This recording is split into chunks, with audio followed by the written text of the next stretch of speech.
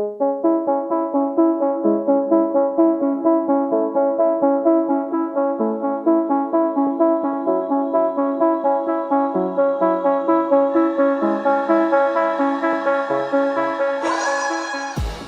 and welcome to the Blackout podcast, where I get to talk to amazing people who do amazing things. And I'm so excited for this one because we've been trying, our schedules have been It's okay, it all came together. yes.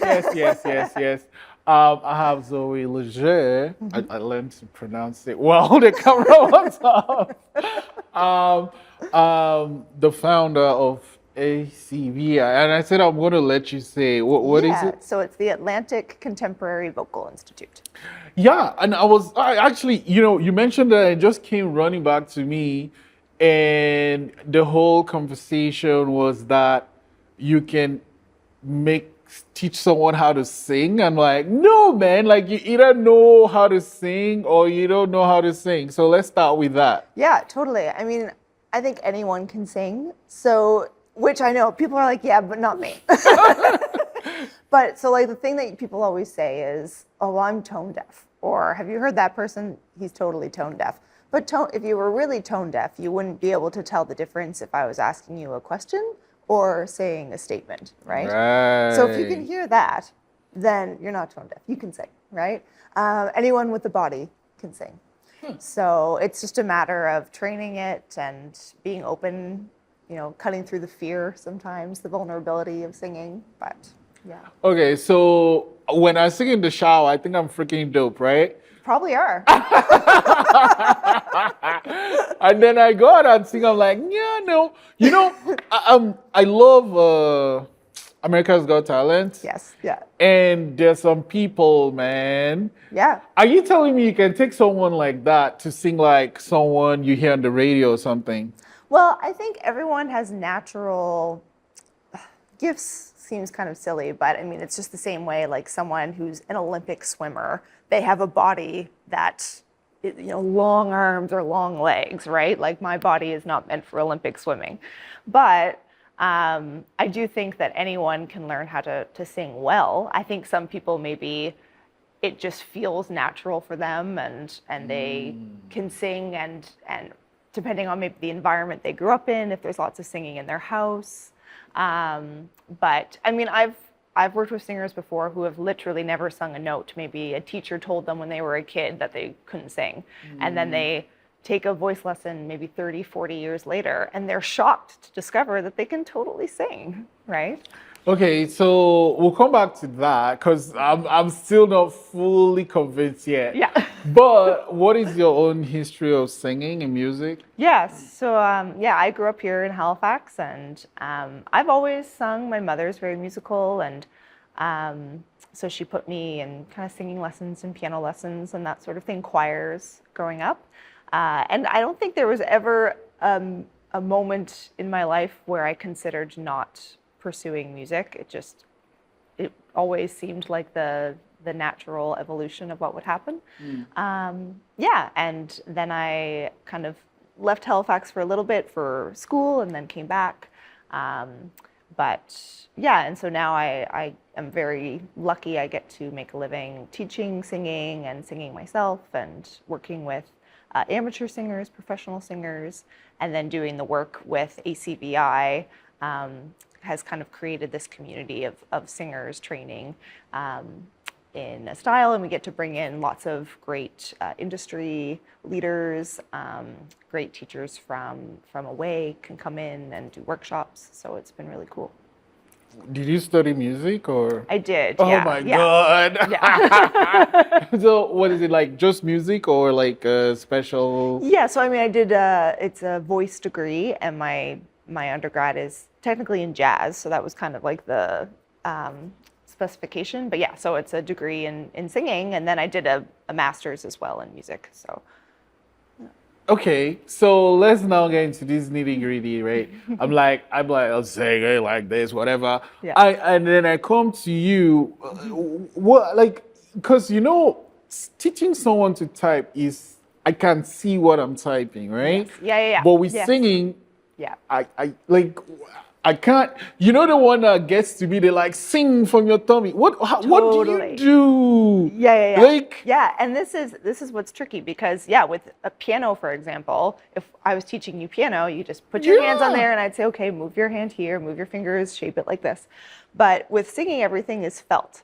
So our whole body is our instrument and everything influences our instrument. So if you're stressed, right? If your body's feeling tight, if you had a bad sleep, those things can affect your voice. If the environment is really dry, it can affect your voice. So there's all these factors. And everything depends on a pretty high level of body awareness. So being able to know how the breath is feeling, understand how your alignment works when you're standing. And it requires, I always say singing is an athletic activity. And it really is because just like any kind of athlete has to have strength and stamina and flexibility over specific muscles, depending on what sport they're doing. Singing is the same thing. It's just the muscles are very small and we can't see them. They're living kind of all in through here and in through here.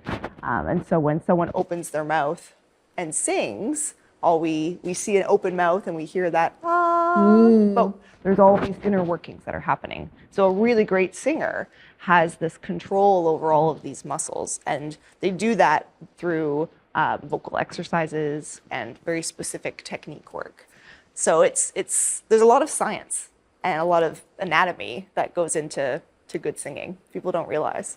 Okay. Yeah. Okay. So you learn all this thing and you decided, what was the reason behind starting ACVI?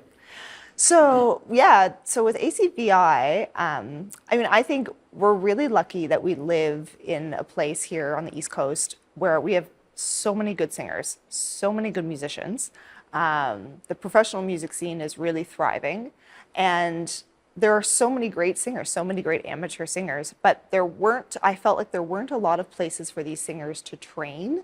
So to get into a room with these professionals and learn and meet each other. So this kind of networking experience as well.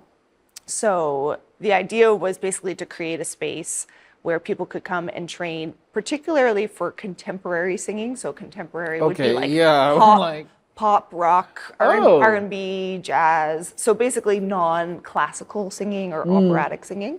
And just have a space where people can try things out and hone their craft in this kind of safe, supportive environment.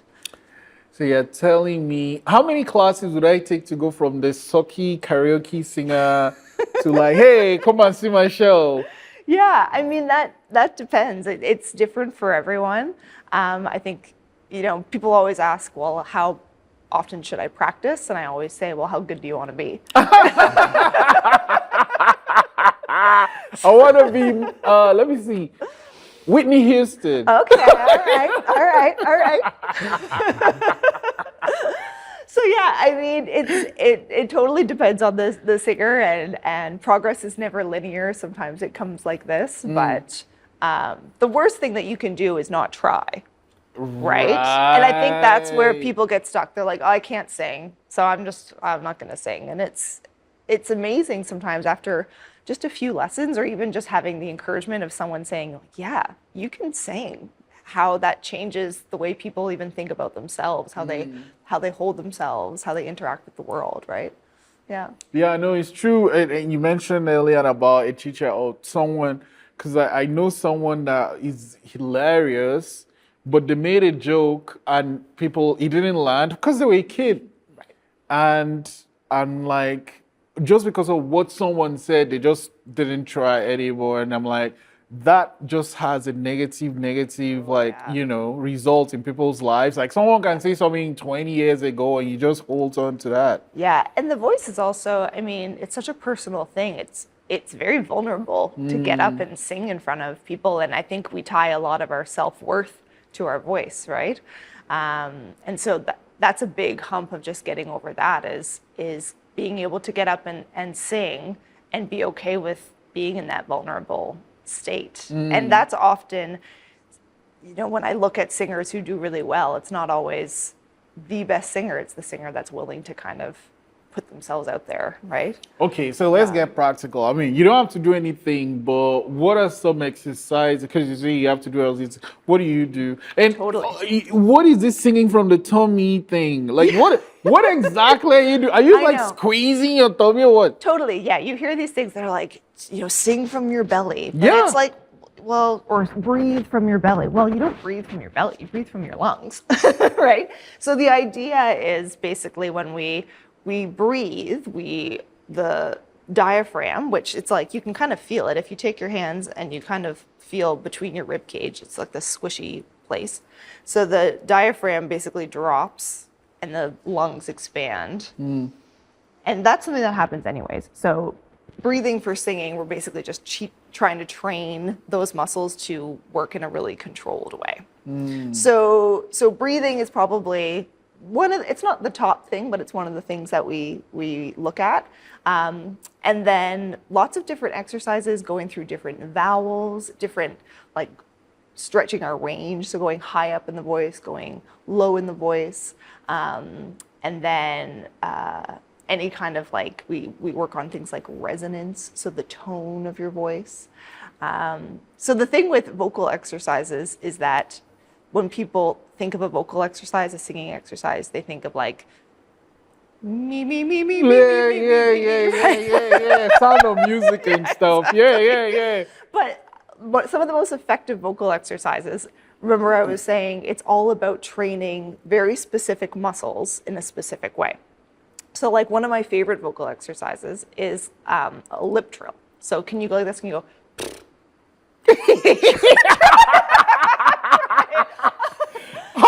How is good to do that make me sing? Trust me. So when you do this, okay, yeah, you can do that.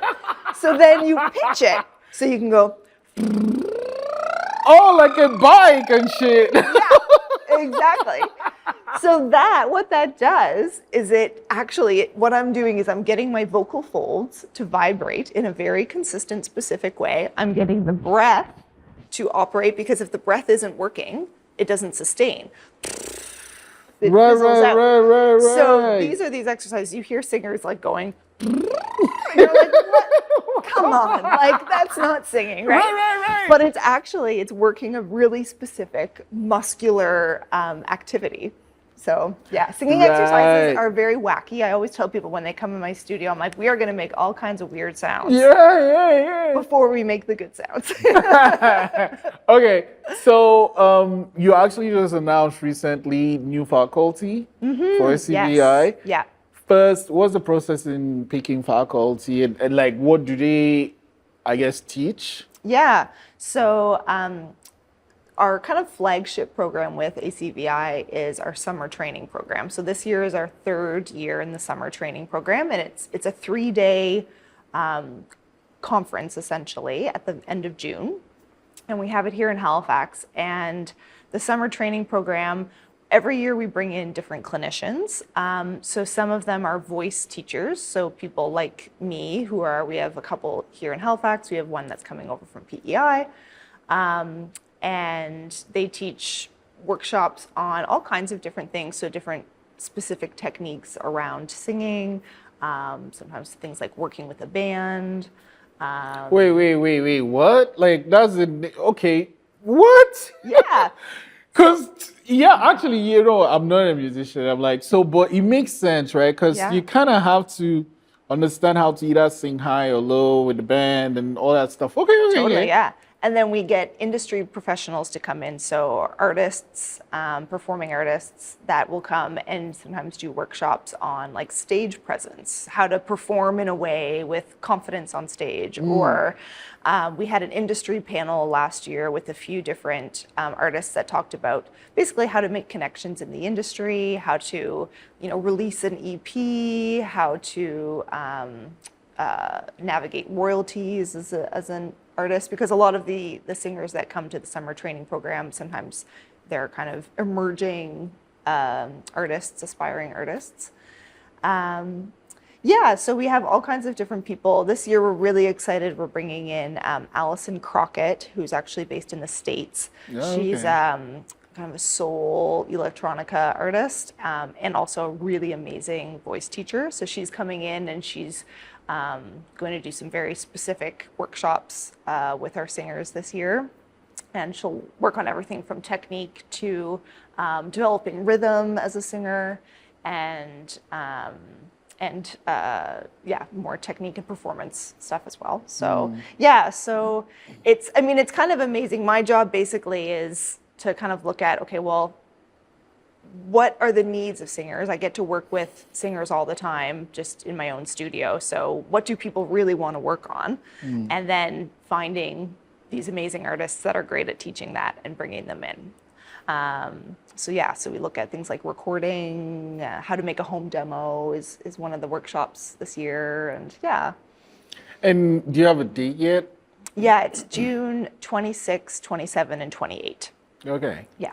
Wow. Okay, and so with the voice training, do you do like personally, or is that like a VCI thing? Yeah, so I have my own studio just in the north end of Halifax. So I teach private lessons as well. And then ACVI is a nice way to kind of bring in larger groups, and we put on workshops that are open to anyone. Gotcha. Yeah. Gotcha. And so I know you say like, how good do you want to be, but when you start out with someone working on vocal training for the first time, like, is it hourly? How does that work? Yeah, so in terms of lessons, so usually people will come for an hour once a week or once every 2 weeks.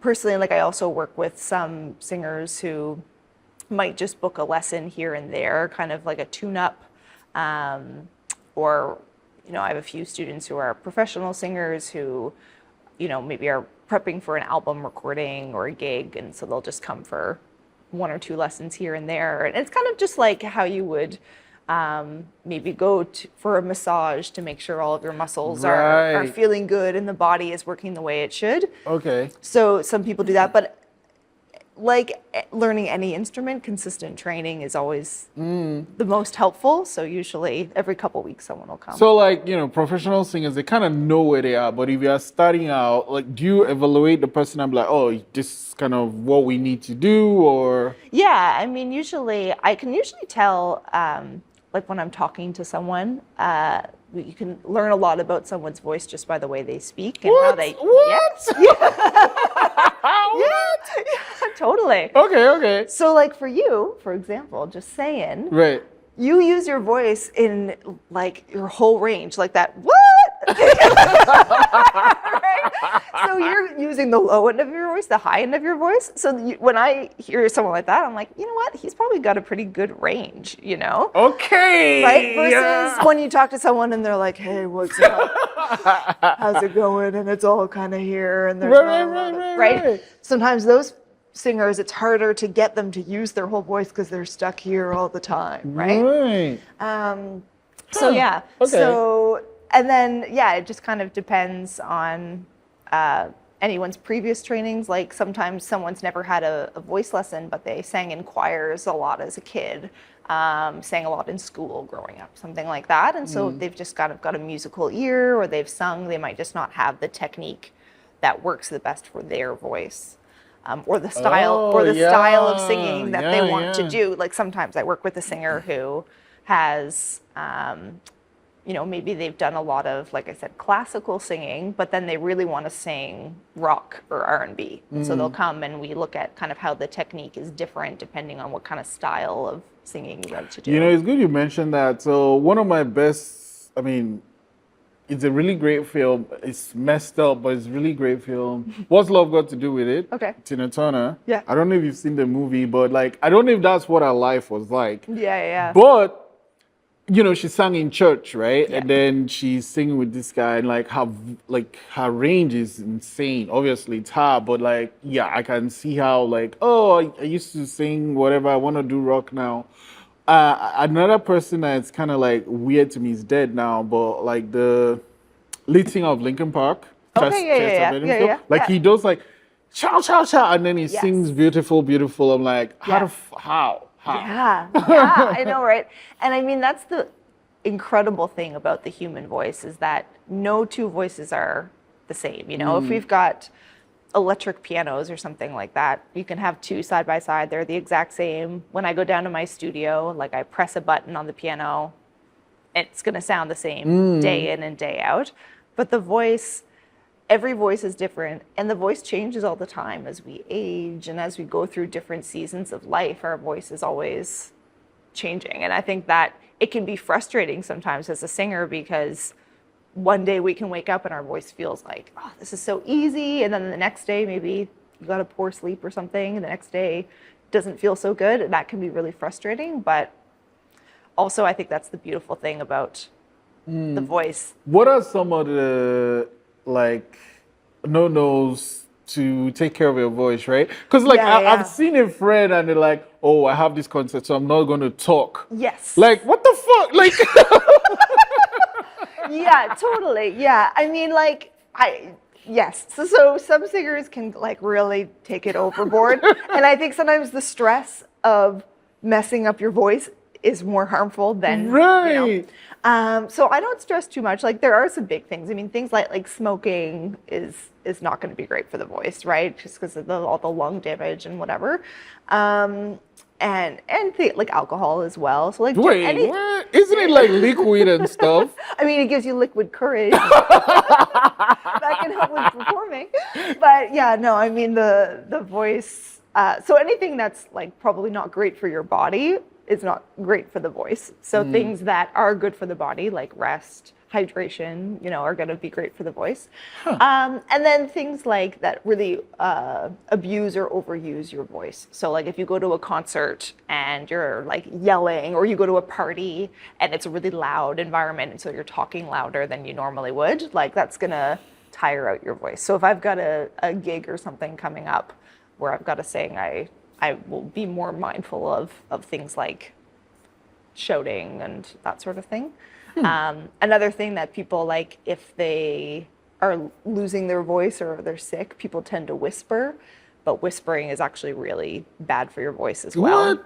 Yeah, because But you're talking really, really low, like, lights and stuff. yeah. So the key is, do you mind if I give you like a tiny bit of science? Yeah, Okay. please. So when we speak, our vocal folds live here behind our larynx, and they're basically just like two little pieces of paper that are just kind of rubbing together, and they're vibrating, and that vibration is what's creating the sound of my voice, right? So when I yell, or if I like cough or something like really kind of abrasive, the vocal folds are going like this, they're smacking together. And after a while, that's going to create irritation or like inflammation. If I'm whispering like this, the vocal folds aren't coming together at all. So this air is passing through, and that's also not great for the voice. It tires it out. So ideally, we just want to be talking in a way that the vocal folds are just vibrating and it's easy, and singing in a way that feels almost like talking. But we talked about Chester Bennington when he's screaming and stuff, like, Yeah.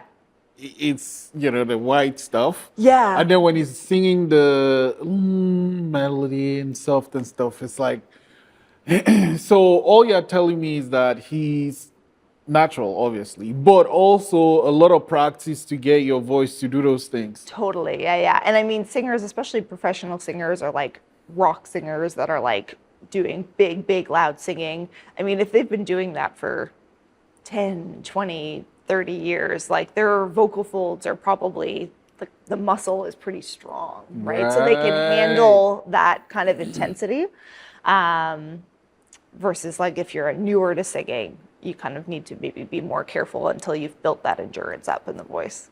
So it's literally like going to the gym. It is. It's like going to the gym. And I say this all the time to my singers. You've got to train the voice like you would train any other muscle group in the body, right? And just like how, like if you go to the gym and you like see those guys that are like massive upper body, but they don't train. They say don't skip your leg day. It's the same thing with the voice, right? If you're only training some parts of the voice, like let's say you're only training your low notes, but not your high notes, your voice isn't going to be balanced. It's not going to be strong and be able to do anything you want. So you've got to do all kinds of things with the voice in order to get the most out of it.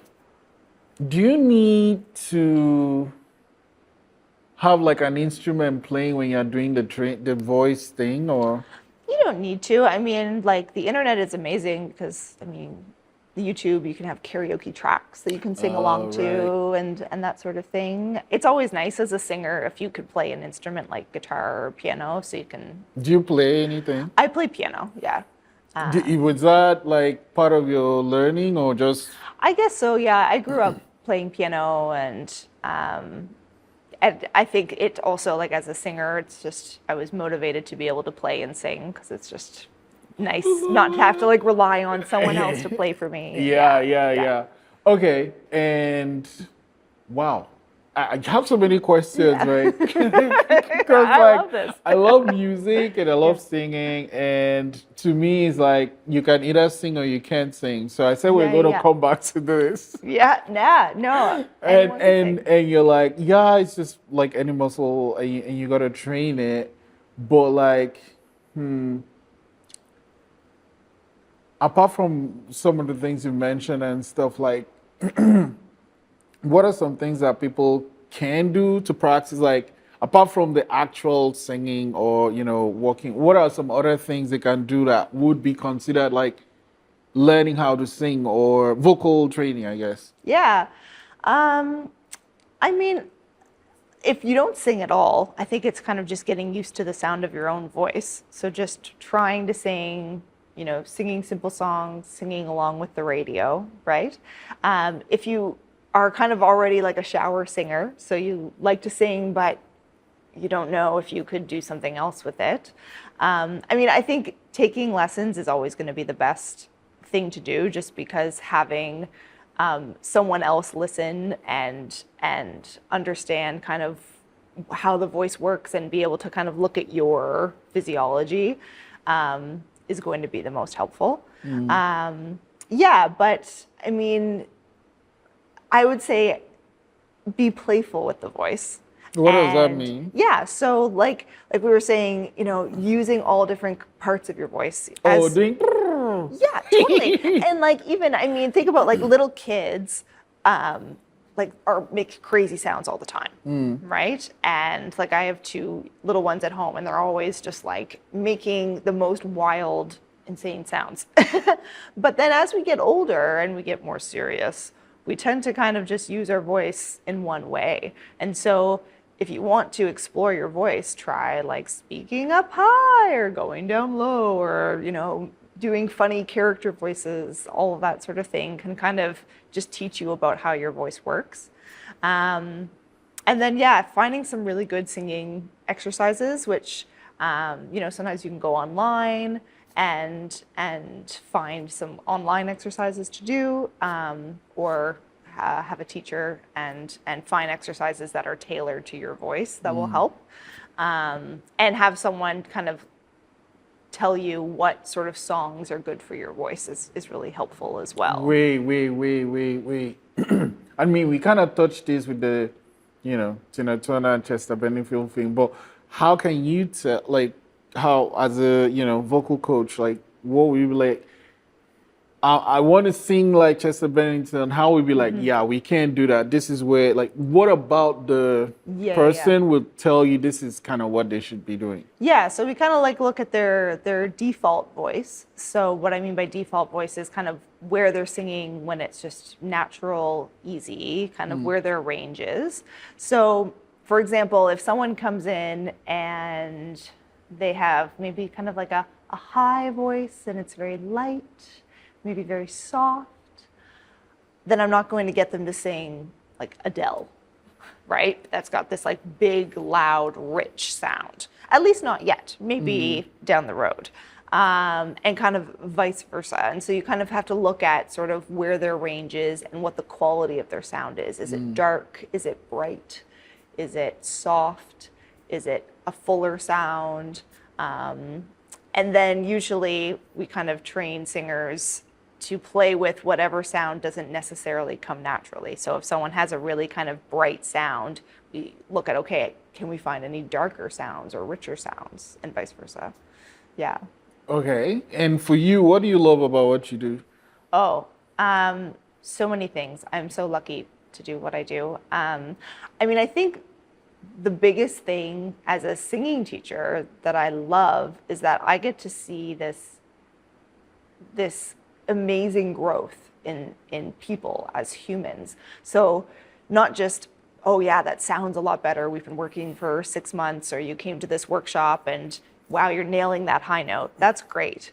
But the confidence that people have, the way that people move through the world when they feel confident in the way that they use their voice is incredible. You know, people stand taller because they had that opportunity to become more confident through performing. And I think that is amazing. I think everyone should sing, even just for that aspect alone. It really, it brings people together in this beautiful way. And I think with ACVI, it's been amazing because now we have this community of singers, and it's really wonderful to see people be supportive of one another and find people who have the same passions as them. Yeah, so. And for people checking out this episode and want to find out more about ACVI, where can they do that? Yeah, so you can go to acvi.ca, or you can go to our Instagram, which is ACV Institute. Yeah. Institute. Okay, what's next for you? Ooh, well, now we're really kind of gearing towards the summer program and making sure that everything goes really smoothly, and trying to get lots of singers to come out for that. So that's kind of the big push. Yeah, and we've got a couple of great workshops coming up in the next couple of months as well, aside from the summer program. So yeah. Okay. I usually let guests go away with a question someone asked me. Blew my mind. I love it. And it is, what's something that happened before you were 17 that plays a huge role in who you are today? Yeah. So I think from this singing perspective, and this might be a bit of a cheat. I think I might have been around 17. Okay. But I remember, so my grandfather had passed away, and I think it was my first grandparent to pass away and first kind of big family member to pass away. And he had passed away. It was a Saturday, and the Sunday I had a performance and I had to sing.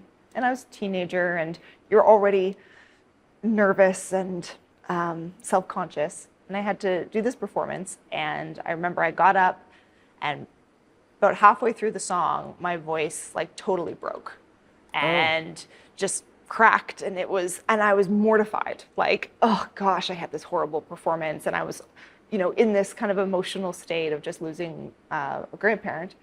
And I think about that experience all the time.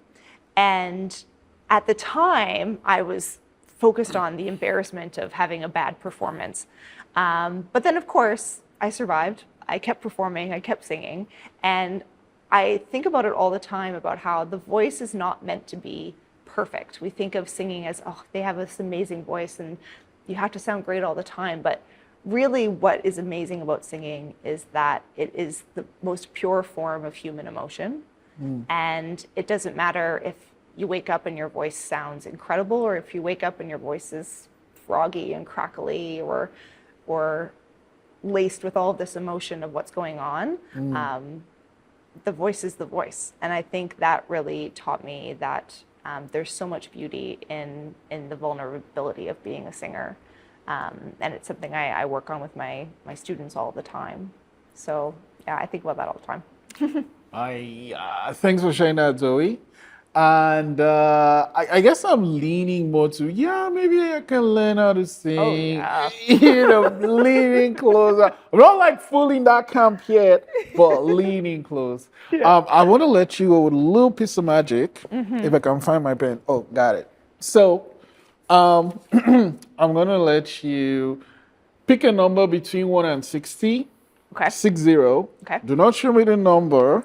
And I'm going to use my magic cards to try to figure out what your number is. Hopefully.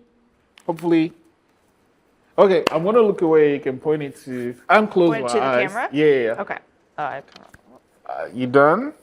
Yeah. Okay, so your number is going to be in at least one of these cards, but it might be in more than one. Okay. Okay, so I'll need your help. Is your number here? Yes. Oh, okay. Huh. Is your number here? No. Okay, here. No.